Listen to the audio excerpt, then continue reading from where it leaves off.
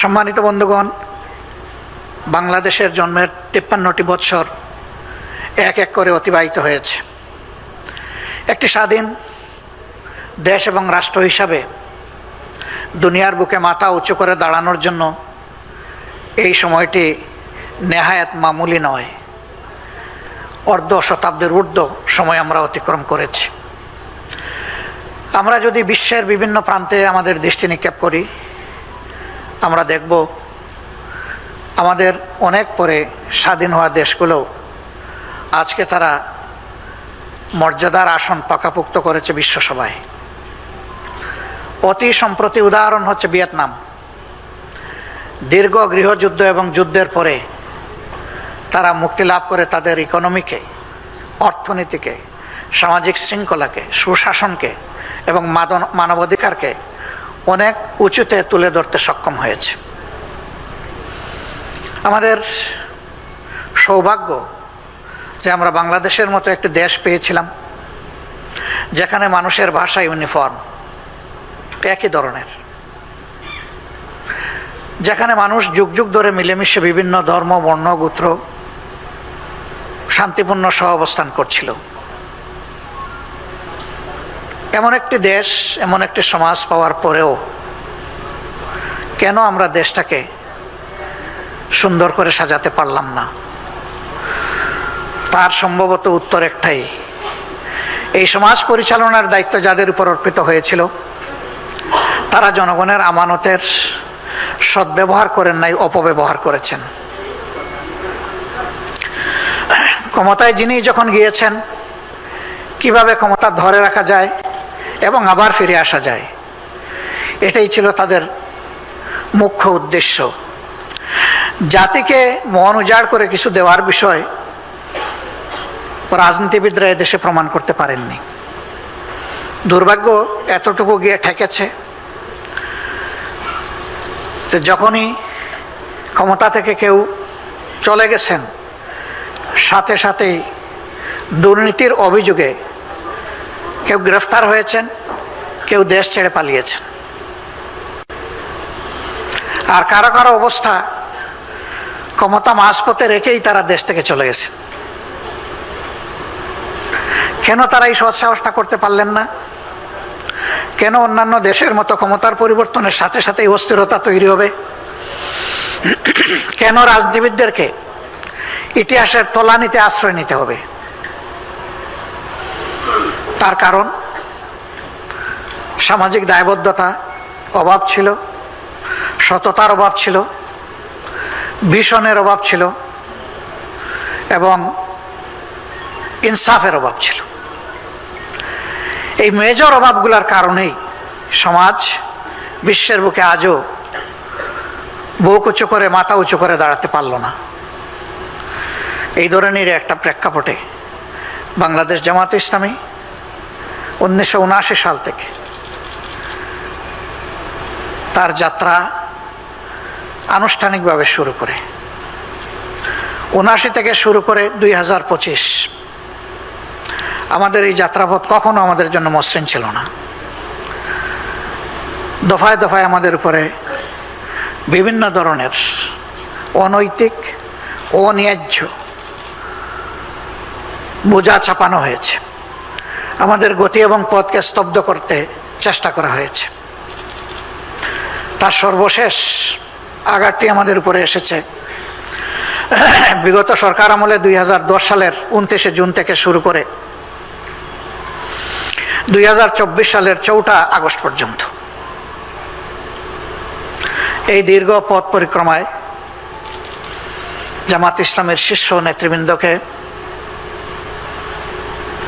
বিচারিক আদালতে সাজানো মিথ্যা মামলায় কাউকে ফাঁসি দিয়ে দুনিয়া থেকে বিদায় করা হয়েছে, আবার কাউকে জেলের ভিতরে মৃত্যুর দিকে ঠেলে দেওয়া হয়েছে। আমরাই একমাত্র সেই দুঃখ জর্জরিত দল, যেই দলের 1 থেকে 11 জন পর্যন্ত ক্রমান্বয়ে সিরিয়ালি 11 জন নেতাকে দুনিয়া থেকে নিষ্ঠুরভাবে বিদায় করে দেওয়া হয়েছে। আমাদের নিবন্ধন কেড়ে নেওয়া হয়েছে, আমাদের প্রতীকটিও কেড়ে নেওয়া হয়েছে।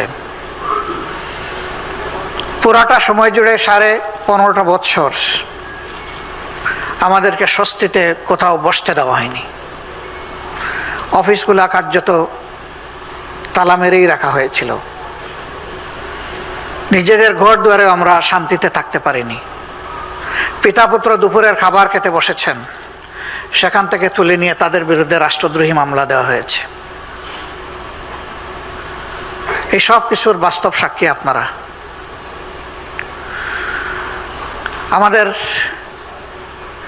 অসংখ্য লোককে খুন করার পাশাপাশি বিপুল সংখ্যক সহকর্মীকে গুম করা হয়েছে। বিগত সরকারের সময় বাংলাদেশের রাজনীতির ইতিহাসে আরেকটা জঘন্য কলঙ্ক লেপন করা হয়েছে। গুম করে আয়নাগর নামের টর্চার সেল কায়েম করা হয়েছিল। সেখানে বছরের পর বছর আমাদের সহকর্মীদেরকে, অন্যান্য দলের বিশিষ্টজনকে, সমাজের গুরুত্বপূর্ণ লোকদেরকে, আলিম উলামাকে দীর্ঘদিন সেখানে আননোটিসড, আনরেকর্ডেড বন্দি রেখে শারীরিক মানসিক নির্যাতন করা হয়েছে। যত লোক এরকম এনফোর্স ডিসঅ্যাপিয়ারেন্সের শিকার হয়েছিলেন তারা সবাই ফিরে আসেননি। তাদের অল্প সংখ্যক কেবলমাত্র ফিরে এসেছেন, বাকিদের কোনো হদিস নেই। কোথায় তারা আছেন, আদৌ কি বেঁচে আছেন, তার কোনো জবাব কারো কাছে নেই। 2013 সাল এবং 2021 সাল এদেশের আলিম উলামার উপরে ক্র্যাকডাউন করা হয়েছিল। হেফাজতের সঙ্গত প্রতিবাদে হেফাজতে ইসলামের সেখানে নারকীয় হত্যাকাণ্ড চালানো হয়েছে। আর নিহত মানুষগুলাকে নিয়ে উপহাস করা হয়েছে নির্মমভাবে। দফায় দফায় আলিম উলামাকে জেলে নেওয়া হয়েছে, অপমান অপদস্থ করা হয়েছে। এদেশের সাংবাদিকরাও রেহাই পাননি। যে সমস্ত সাংবাদিক সরকারের অসৎ ইচ্ছা বাস্তবায়নের সঙ্গে হয়নি, তাদের উপরে অত্যাচারের করগ নেমে এসেছে। সাগরণীর ঘটনা এখনো বেদনাদায়ক হয়ে আসছে, তার কোনো কিলকিনারা এখনো হয়নি। এরকম আরো বহু সাংবাদিককে হত্যা করা হয়েছে। এমনকি দেশ থেকে কিডন্যাপ করে পার্শ্ববর্তী দেশে নিয়ে ফেলে দেওয়া হয়েছে। এই সমস্ত বেদনাদায়ক ঘটনার সাক্ষী আমাদের প্রিয় বাংলাদেশ এবং বিশ্ববাসী। বাংলাদেশ জামাত ইসলামের নিবন্ধনটি আমরা নিয়েছিলাম সকলের মতোই 2008 সালে। যে শর্তে তখন আমাদেরকে নিবন্ধন দেওয়া হয়েছিল, সেই শর্তের কোনো বিচ্যুতি জামাত ইসলামী করে নাই। আমাদের অন্যান্যদের মতোই নিবন্ধনের সাথে সাথে আমাদের দলীয় প্রতীকটিও আমাদের জন্য বরাদ্দ হয়েছিল। নিবন্ধন পরবর্তী একটা নির্বাচনে সেই প্রতীক নিয়ে জামাতে ইসলামী নির্বাচনও করেছে। কিন্তু 2009 সালে দুর্ভাগ্যজনকভাবে সরকারের ইঙ্গিতে একটি বিশেষ মহল রাজনৈতিক প্রতিহিংসার বশবর্তী হয়ে আমাদের নিবন্ধন বাতিল করার জন্য অন্যায্যভাবে, বেআইনিভাবে আদালতে যায়। আদালতও এখতিয়ার বহির্ভূতভাবে এই মামলাকে আমলে নিয়ে একটা মিসক্যারিয়েজ অফ জাস্টিস উপহার দিয়েছেন, ন্যায়ভ্রষ্ট রায় উপহার দিয়েছেন। সেই রায়ের ভিত্তিতে, হাইকোর্টের রায়ের ভিত্তিতে আমাদের নিবন্ধনটি বাতিলের পর্যায়ে চলে যায়। আমরা এর বিরুদ্ধে আপিল করি। সেই আপিল অনেক চড়াই উতরাই দীর্ঘ আইনি লড়াইয়ের পর 1 জুন 2025 সাল আপিল সেটেল হয় এবং আপিল বিভাগ সর্বসম্মত রায়ে হাইকোর্টের দেওয়া রায়কে অবৈধ এবং বাতিল ঘোষণা করেন। একই সাথে 2013 সালে এই রায় প্রকাশ হওয়ার আগে জামাতে ইসলামীর যে অবস্থা ছিল, তার নিবন্ধন, তার প্রতীক, সেই বিষয়টি সমাধান করার জন্য, দ্রুত সমাধান করার জন্য নির্বাচন কমিশনকে তারা নির্দেশ প্রদান করেন। আমরা মহান আল্লাহর শুকরিয়া আদায় করি যে আল্লাহ রাব্বুল আলামিন দীর্ঘদিন পরে হলেও আমাদের হারানো অধিকারটা আমাদেরকে ফেরত দিয়েছেন। এই দীর্ঘ আইনি লড়াইয়ে আমরা রাজনৈতিক বন্ধুদেরকে আমাদের পাশে পেয়েছি সমবেতী হিসাবে। মিডিয়াও অনেকেই আমাদেরকে সহযোগিতা করেছেন, আমাদের শুভাকাঙ্ক্ষীরা আমাদের পাশে থেকেছেন। ডিপ্লোম্যাটিক কোরের respectable members, they also assisted us and encouraged us. আমরা এইভাবে সমাজের সংশ্লিষ্ট সকলেই যারা আমাদের এই কষ্টে, শুধু আমাদের এই আইনি লড়াই নয়, আমাদের উপর যত ধরনের জুলুম হয়েছে সেই জুলুমের প্রতিবাদ করেছেন, আমাদের পাশে থেকেছেন, সাহস জুগিয়েছেন, পরামর্শ দিয়েছেন, দোয়া করেছেন। বিশেষ করে আইনি লড়াইয়ে যে সমস্ত আইনজীবীবৃন্দ নেতৃত্ব দিয়েছেন, অংশগ্রহণ করেছেন, তাদের সকলকে বাংলাদেশ জামাত ইসলামীর পক্ষ থেকে গভীর কৃতজ্ঞতা এবং আন্তরিক অভিনন্দন জ্ঞাপন করছি। আমরা আশা করছি অন্যায়ের বিরুদ্ধে সম্মিলিত এই প্রয়াস এবং এই সংস্কৃতি যদি অব্যাহত থাকে, আগামী দিনে বাংলাদেশে ন্যায়ের চর্চা বাড়বে, অন্যায় এবং অসৎ কাজ সংকুচিত হয়ে আসবে।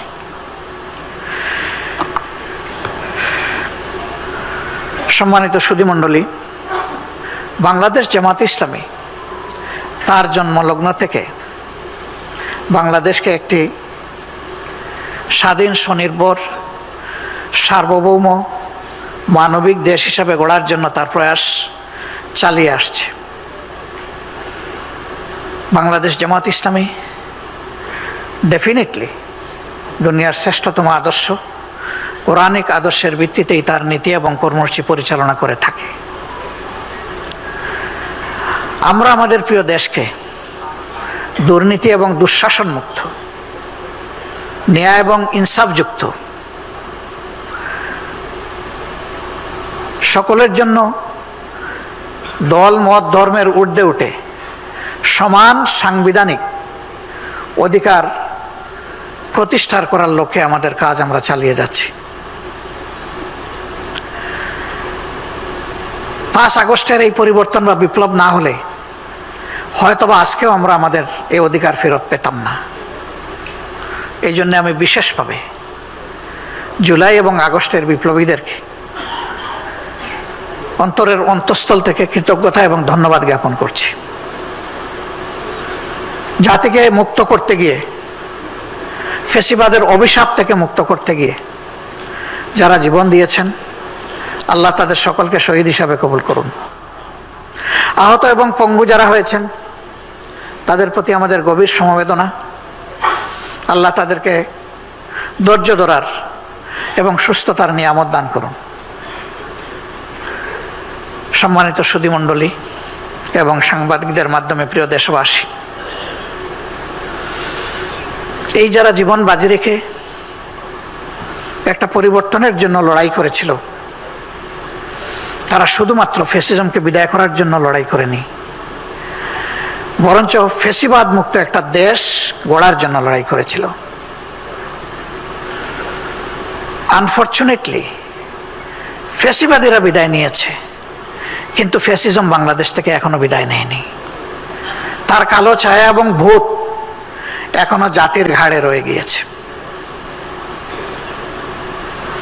এই জন্য প্রয়োজন হবে একটি অবাধ, সুষ্ঠু এবং গ্রহণযোগ্য নির্বাচন অনুষ্ঠানের, যার মধ্য দিয়ে একটি ন্যায্য সরকার গঠিত হবে, যারা জনগণের কাছে দায়বদ্ধ থাকবে। কিন্তু সেই নির্বাচনটি কিভাবে অনুষ্ঠিত হবে? এই নির্বাচন অনুষ্ঠানের ক্ষেত্রে বাংলাদেশ জামাতে ইসলামী রয়েছে ঐতিহাসিক একটি অবদান, জাতি যেটা স্মরণ করে এবং এই মুহূর্তে বেশি মনে পড়ে। এই জাতি স্বাধীনতার পর যখন জনগণ তাদের ভোটের অধিকার প্রয়োগ করতে পারছিল না, একটা স্লোগান ছিল হুন্ডা গুন্ডা ঠান্ডা। এই পর্যায়ে যখন নির্বাচন চলে গিয়েছিল, তখন বাংলাদেশ জামাত ইসলামীর তৎকালীন আমির, অন্যতম ভাষা সৈনিক, ডাকসুর সাবেক জিএস জনাব অধ্যাপক গোলাম আজম রাহিমাহুল্লাহ, তিনি এই অন্ধকার জগৎকে ফর্সা করার জন্য জাতির সামনে কেয়ারটেকার সরকারের ফর্মুলা তিনি দিয়েছিলেন।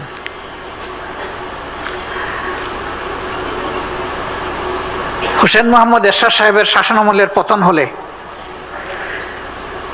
যে নির্বাচনটি অনুষ্ঠিত হয়েছিল, কার্যত তার দেওয়া ফর্মুলার ভিত্তিতেই অনুষ্ঠিত হয়েছিল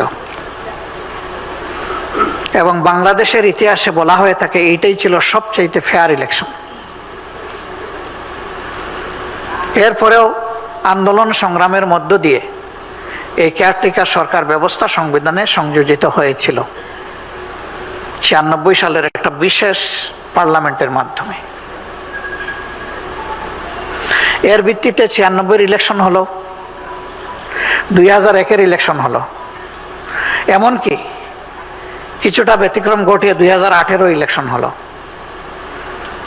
কিন্তু তারপরেই শেষ।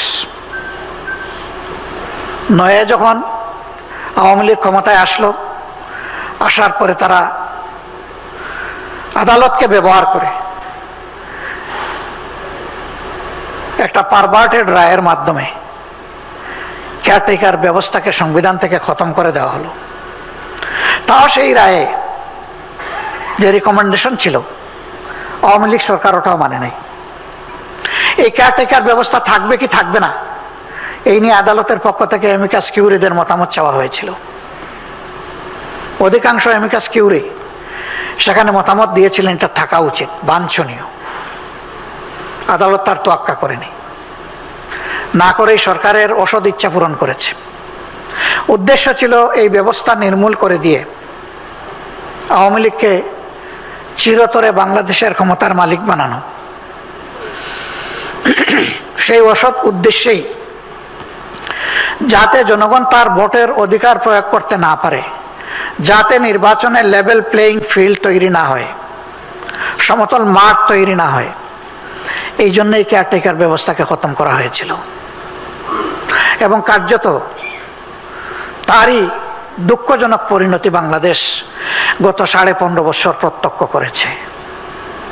আওয়ামী লীগ সরকারের অধীনে 3টি নির্বাচন হয়েছে, সেখানে যেখানে কোনো কেয়ারটেকার ব্যবস্থা ছিল না।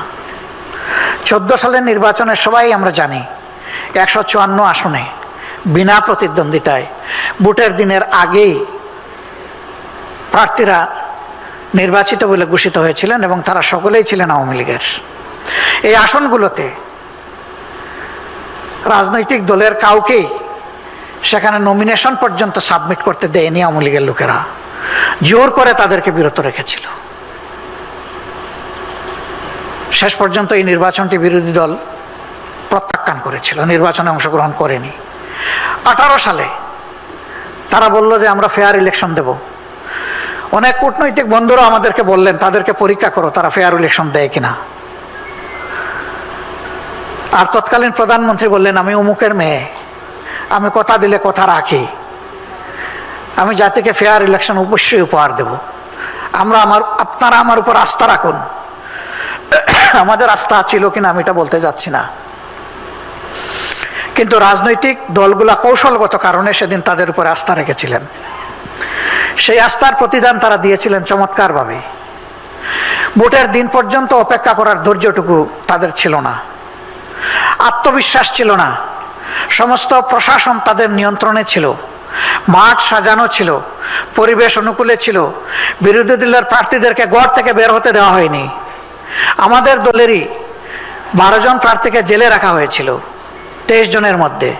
এরকম বিএনপির বিপুল পরিমাণ প্রার্থীকে জেলে পুরা হয়েছিল, ঘর থেকে বের হতে দেওয়া হয়নি।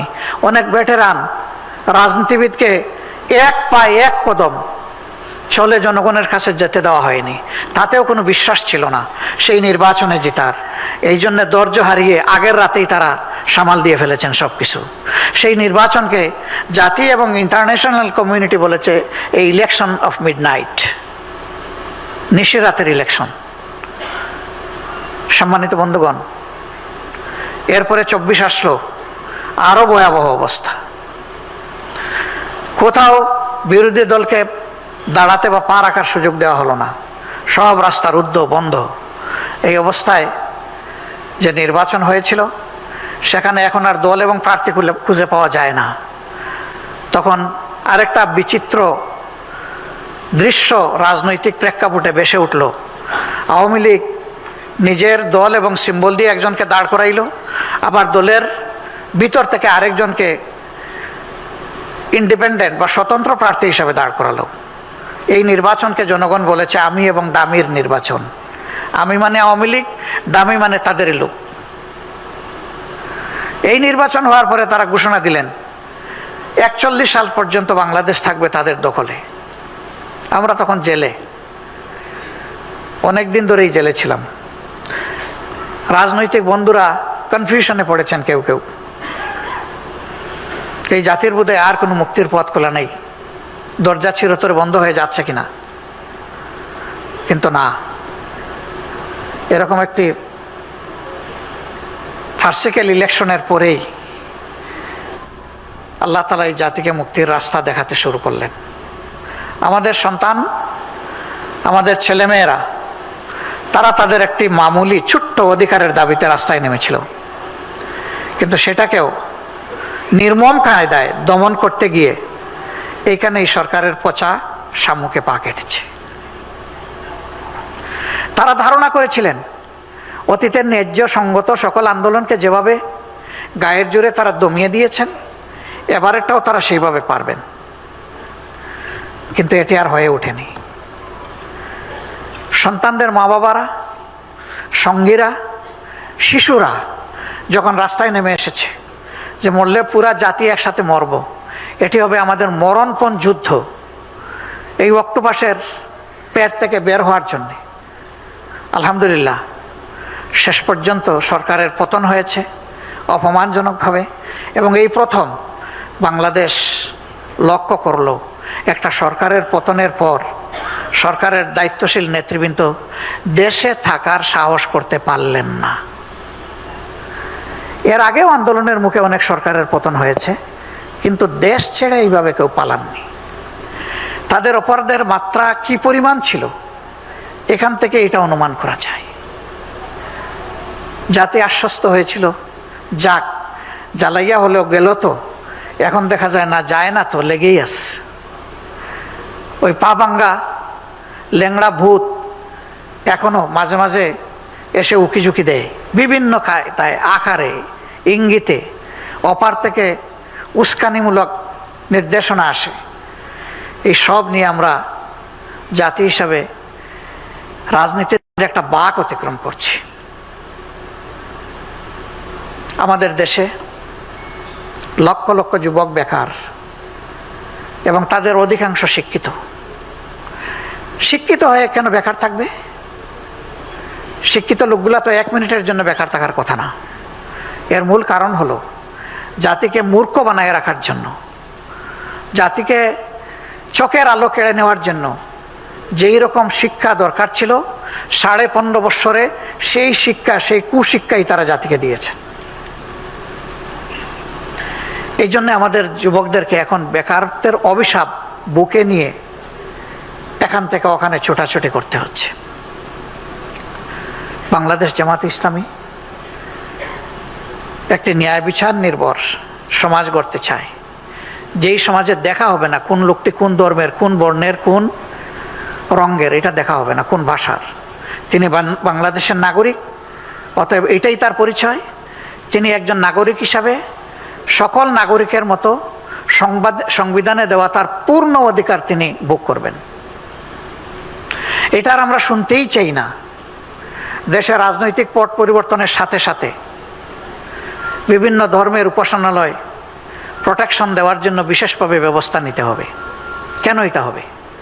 রাজনীতির দৃশ্যপট পরিবর্তন হবে, এটাই স্বাভাবিক। গণতান্ত্রিক সমাজের এটাই সৌন্দর্য। একবার এক দল শাসন করবে, জনগণ তাদের শাসন বিবেচনায় নেবে, নিয়ে যদি ভালো মনে করে আবার আনবে, যদি ভালো মনে না করে তাহলে তাদেরকে বদলাবে, যাদেরকে ভালো মনে করে তাদেরকে সুযোগ দেবে। যারা বিরোধী দলে যাবে তারা ন্যায্য কাজে সরকারকে সহযোগিতা করবে, সরকার ভুল করলে শুধরাবে, ধরে দিবে, যদি তারা না শুধরায় প্রতিবাদ করবে, প্রতিবাদের ভাষা না বুঝে প্রতিরোধ করবে।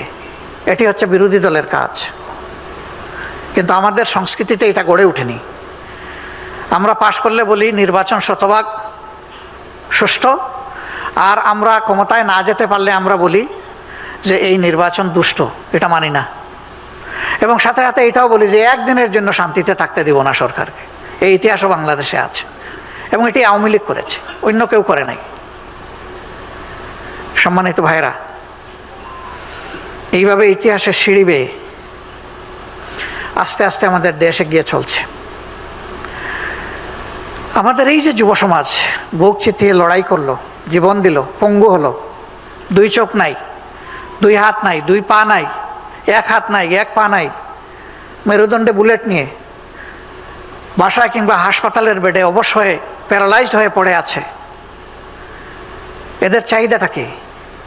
খুব বড় নয়। এদের চাহিদা ছিল, we want justice, we don't want to C any disparity anywhere in the society. আমরা ন্যায় বিচার চাই, এবং আমরা কোনো বৈষম্য সমাজের কোথাও দেখতে চাই না। যদি এটা নিশ্চিত করতে হয় তাহলে অবশ্যই গুরুত্বপূর্ণ সংস্কার সম্পন্ন করে সরকারের প্রধান যিনি, তার ঘোষিত সময়ের ভিতরে একটি সুষ্ঠু নির্বাচন অনুষ্ঠিত করতে হবে, যেখানে জনগণ ভোট দিবে এবং ভোটের যথাযথ প্রতিফলন দেখতে পাবে। এই ভোট নিয়ে কেউ কোনো ইঞ্জিনিয়ারিং করার দুঃসাহস দেখাবে না। এই মুহূর্তে আমি গভীর কৃতজ্ঞতা জানাতে চাই দেশে এই পরিবর্তনে, দেশের ভিতর থেকে আমরা যারা লড়েছি, সমান তালে আমাদের সাথে পৃথিবীর বিভিন্ন প্রান্তে যে সমস্ত বাংলাদেশি ভাই বোনেরা আছেন তারাও লড়াই করেছেন। কিন্তু দুর্ভাগ্যজনকভাবে তাদের বেশিরভাগই, তাদের না আছে এনআইডি, না আছে ভোটের তালিকায় নাম।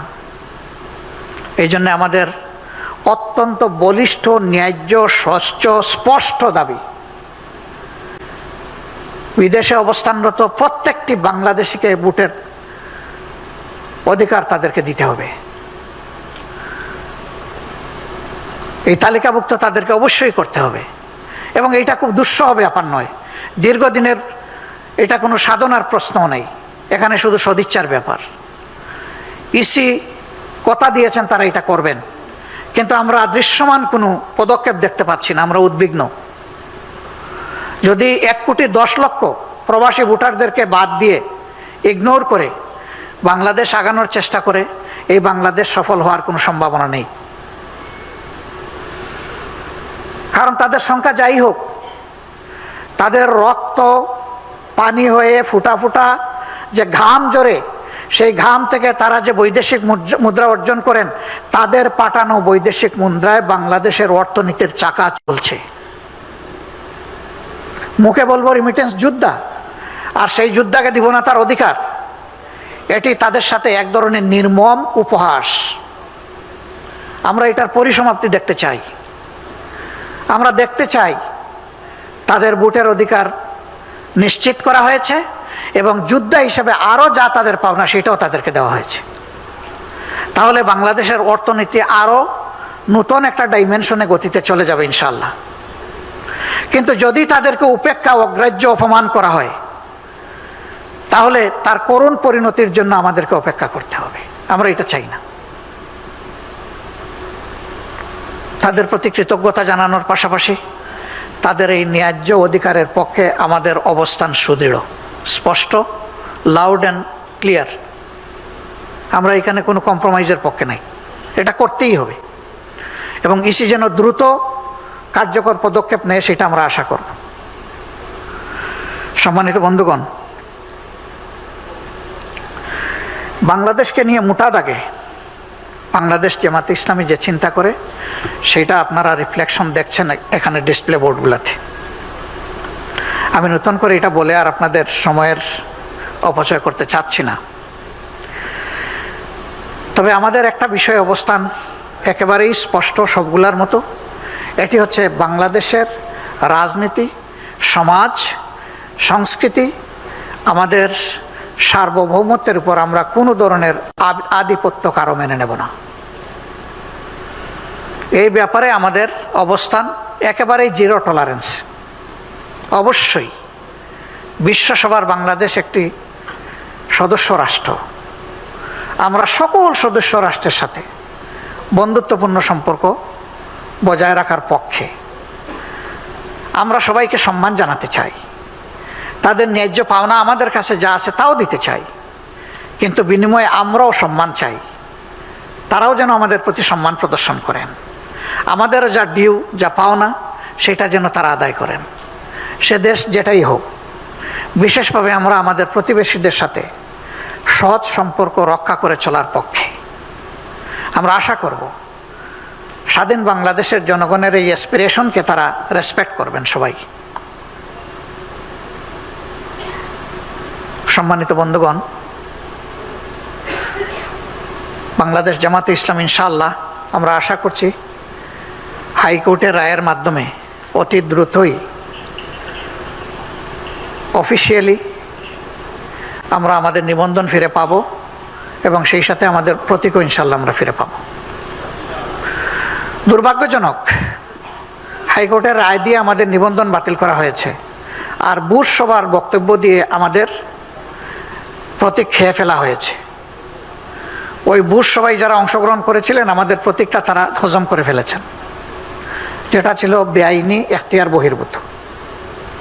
আর তখনকার নির্বাচন কমিশন নিজেদের দায়িত্বের কথা ভুলে গিয়ে একটা অন্যায্য পরামর্শকে তারা কার্যকর করে আমাদেরকে বঞ্চিত করেছেন। বর্তমান নির্বাচন কমিশনের কাছে আমাদের প্রত্যাশা তারা যেন তাদের চেয়ারের মর্যাদা রক্ষা করেন। আমরা কারো কাছে কোনো ফেভারিজম চাই না, কিন্তু কারো প্রতি কোনো ডিসফেভারিজম আমরা দেখতে চাই না। তারা যে জায়গাটায় বসেছেন এটা আমানতের জায়গা, সম্মানের জায়গা, বিশ্বস্ততার জায়গা এবং জাতিকে একটা ভালো নির্বাচন উপহার দেওয়ার জায়গা। আমরা আশা করব তারা তাদের সম্মান নিজেরা রক্ষা করবেন।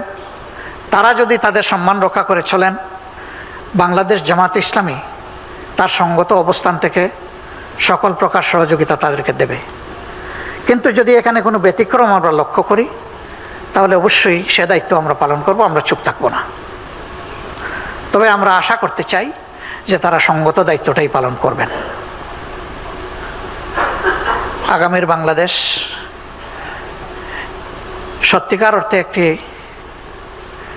গণতান্ত্রিক, মানবিক, দুঃশাসন এবং দুর্নীতিমুক্ত বাংলাদেশ হোক, সেটা আমরা দোয়া করি। যুব সমাজের প্রতি আমাদের কমিটমেন্ট, আমরা তোমাদেরকে এই দেশ গড়ার কারিগর হিসাবে দেখতে চাই এবং কারিগর হিসাবে তোমাদেরকে গড়ে তোলার জন্য আমরা আমাদের দায়িত্ব পালন করতে চাই। প্রিয় দেশবাসী এবং আজকের এই সুধীজন, আরেকবার আমাদের সঙ্গে থাকার জন্যে আপনাদেরকে আমরা কৃতজ্ঞতা এবং ধন্যবাদ জ্ঞাপন করছি। একটি ন্যায্য, গণতান্ত্রিক, আদর্শিক মূল্যবোধে উজ্জীবিত একটি দেশ গড়ার চলমান অভিযাত্রায় সংগ্রামে আমরা আবারও আপনাদের সার্বিক সহযোগিতা প্রত্যাশা করছি। ইনশাআল্লাহ আপনারা পাশে থাকবেন, সাথে থাকবেন, পরামর্শ দিবেন, দোয়া করবেন, আমাদের ভুল হলে সমালোচনা করবেন, ভুল ধরিয়ে দিবেন। আমরা ঋণী থাকব। বাংলাদেশ জামাতে ইসলামী উপকৃত হবে, তার চাইতে বড় কথা দেশ উপকৃত হবে। আল্লাহ প্রিয় বাংলাদেশকে হেফাজত করুন। প্রত্যাশার একটা বাংলাদেশ গঠনে এই জাতিকে আল্লাহ সাহায্য করুন। আগামীতে আর যাতে কোনো ফ্যাসিবাদের কবলে এই দেশ না পড়ে, তার থেকে আল্লাহ তাআলা এই জাতিকে রক্ষা করুন। ধন্যবাদ সবাইকে। আসসালামু আলাইকুম রহমতুল্লাহ। Thanks to all our respected guests, those who came from the diplomatic corps. Assalamu alaikum.